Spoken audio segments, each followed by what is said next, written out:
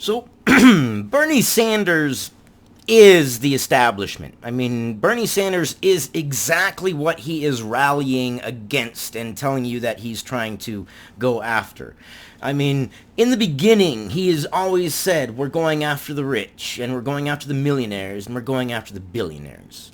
But the minute that he became one of the things that he was going after, he had to change his rallying point because he can't obviously rally against himself. What's he going to do? Give away all his money so he's no longer a millionaire? Give away 2 of his houses so that way he only has 1 house left? No, of course he's not. Why? Because he enjoys capitalism. Capitalism has worked for him.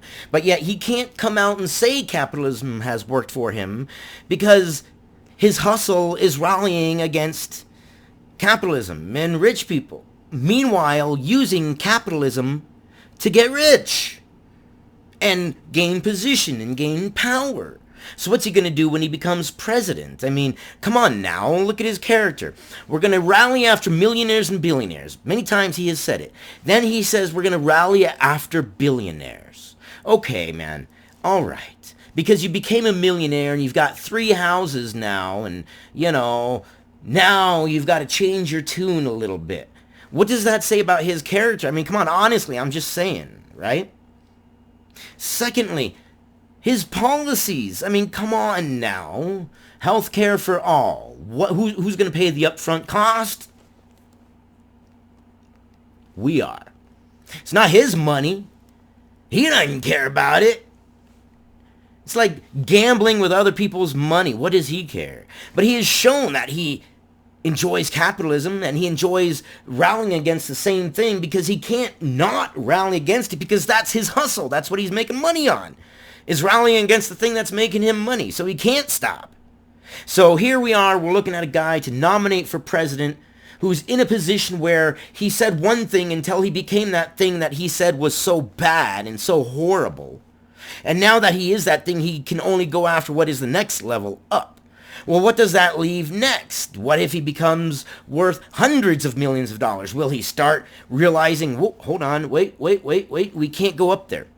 Now, I have seen this mentality and I know what I'm talking about, so I'm going to qualify myself in kind of a bad way, okay? Yes, I have a life and I have a past and I have a history that I have crawled myself out of. I crawled myself out of the swamps, but I have come from the streets. And there was a point in my time when I was my area's largest marijuana dealer. I was the guy that always had it, and I sold it for less than everybody else because I was selling quantity and amount. And because I was buying such a large amount, I was getting it for cheaper, which ended up making a larger profit margin for me in the long run because economics 101, And I have seen that attitude, and I would schedule how I would buy things around that attitude. Okay? It is the reverse of this. When a dealer first gets his amount, when he first gets his stash, if you are somewhat buddy-buddy with him and you go up to him and you say, hey, I want to buy this amount, you end up usually getting more than, what you got. He's like, yeah, here it is, and you know what? Yeah, here's a little bit extra, man. Because he has quantity. In his brain, he's got quantity. But if you get to him when he gets a quantity lower, then you're getting a measured amount, man.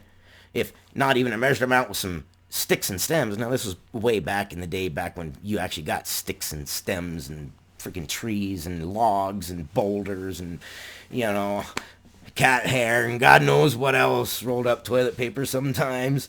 It was the Wild West back in the days, man. It really was. But it's the same attitude.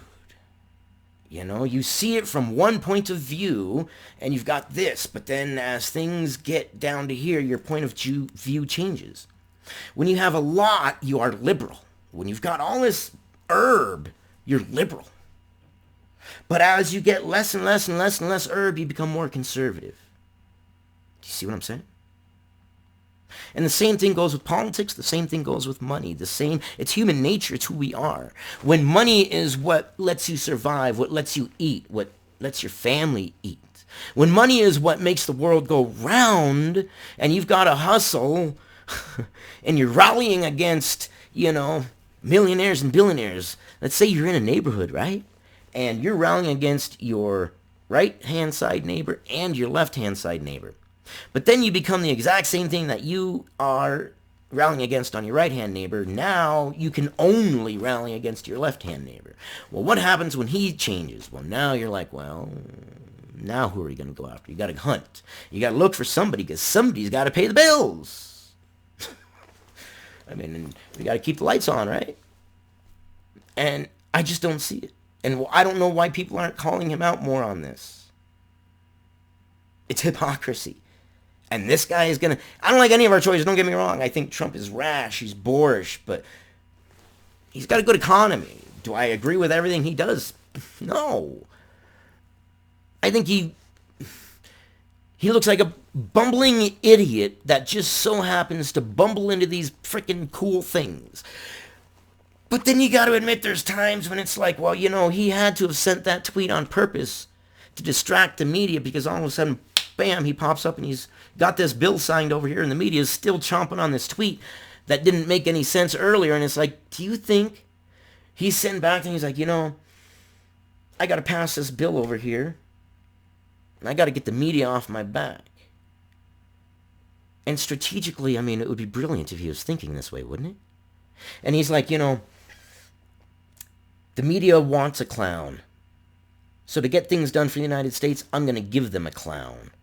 And he acts all kinds of clownish and foolish, right?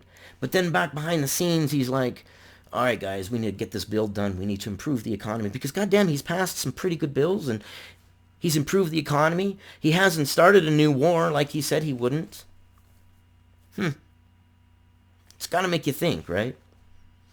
But if Bernie Sanders gets the nomination based upon policy and Trump, what Bernie Sanders offers and what Trump offers, I believe the moderate vote's going to go to Trump. I just do. But those are my thoughts and my opinions, and I am thoroughly interested in hearing your thoughts and your opinions and change my mind. I'm open to having my mind changed. I always have been and I always will be. Give me your opinion and your thoughts and what you think. Why would Bernie Sanders make a good president? Or heck, Bloomberg. Do you think Bloomberg or Klobuchar, I don't care, who would make a good president? Out of the choices that we have, I know, we can pick other people, but, out of the choices we have, which is so laughable, I don't like any of our choices. I just don't. We need someone, a more moderate. I don't know. I don't see it. I definitely don't see the Democrats getting it, though. I just don't. I don't. Which Democrat are you voting for? Which style are you voting for? I mean, come on now. I mean, the Republicans are pretty united. They're over there having a party, shaking each other's hands, having a beer. You got the Democrats over here squabbling with each other. One of them's got a carton of eggs, egging the other one's house. And the other one's flipping the other one off, and they're all going like that to each other. And you're sitting there, and you're like, well, which one do I want to chill with? It ain't gonna be the Democrats. They look fractured. They look lost. They look gone. They look like they're cheating in every sense of the way to get Bloomberg in. And if nobody gets the delegates and it goes to superdelegates, then Bloomberg's got it. We will know if on Super Tuesday it goes to a superdelegate position because nobody has 440, nobody has all the delegates, then we know Bloomberg's got it. And if Bloomberg's got it in that manner, then we know that he bought it. There's no way around it. And once people know that he bought it, and the DNC basically stole it from Bernie, if Bernie is popular, then do you not think all hell is going to break loose? And then what's that going to do? It's going to bring more moderates to the Republican Party. So what? Are we going to have a Republican super party now? It kind of looks that way.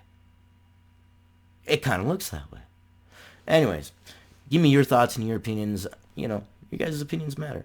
I appreciate your time if you made it this far. Man, you guys are awesome. You rock. A thumbs up, a like, a subscribe.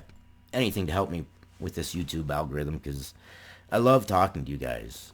I really do. And it would be really awesome to be able to do this. And just be able to do this.